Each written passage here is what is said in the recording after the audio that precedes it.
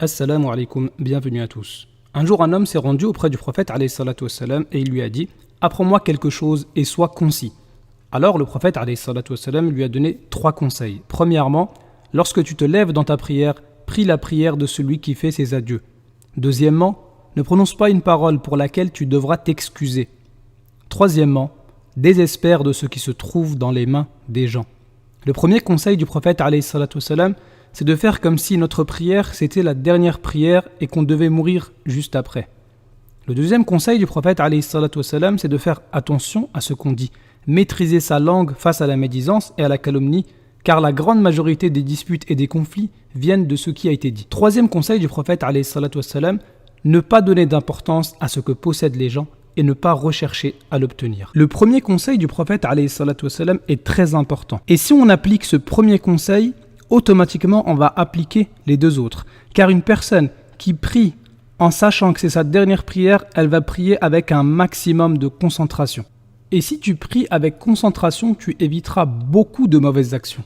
Par exemple, lorsque tu pries et que tu récites Surat al-Fatiha, lorsque tu dis « Alhamdulillahi Rabbil Alamin », tu sais qu'Allah, c'est lui le Seigneur de l'univers, que c'est en lui que tu dois placer ta confiance, que la subsistance et les biens viennent de lui, et donc tu pourras ne pas donner d'importance à ce que possèdent les gens. Lorsque tu dis « Ar-Rahman Ar-Rahim », tu sais qu'Allah est le plus miséricordieux des miséricordieux, et qu'il est même plus miséricordieux envers toi que toi-même. Donc tu espères en lui et non en ce que possèdent les gens. Tu sais que si tu lui demandes, il te donnera ce qui est le meilleur pour toi. Lorsque tu dis « Malik Yawmiddin », tu es certain qu'un jour tu devras rendre compte de tout ce que tu as fait et de tout ce que tu as dit. Donc tu feras très attention à toutes les paroles qui sortent de ta bouche.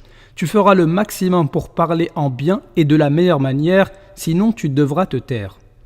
Lorsque tu dis « Iyyaka na'budu wa iyyaka nasta'in », tu reconnais que c'est Allah seul que tu dois adorer et tu reconnais que la force et la puissance n'appartiennent ni à toi ni aux autres, mais à Allah seul.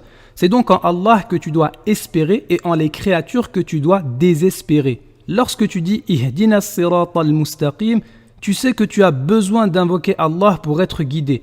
Et si tu as besoin de demander à Allah chaque jour, dans chaque prière, dans chaque raka'a, d'être guidé, tu vas te préoccuper de tes défauts avant ceux des autres. Tu n'auras pas le temps de parler sur les gens, tu n'auras pas le temps de convoiter les biens des gens.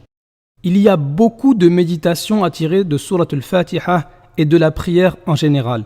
Si tu pries comme si c'était la fin de ta vie, tu éviteras plein de soucis. Et au contraire, si tu ne pries pas ou si tu t'ennuies pendant que tu pries, tu auras beaucoup d'ennuis.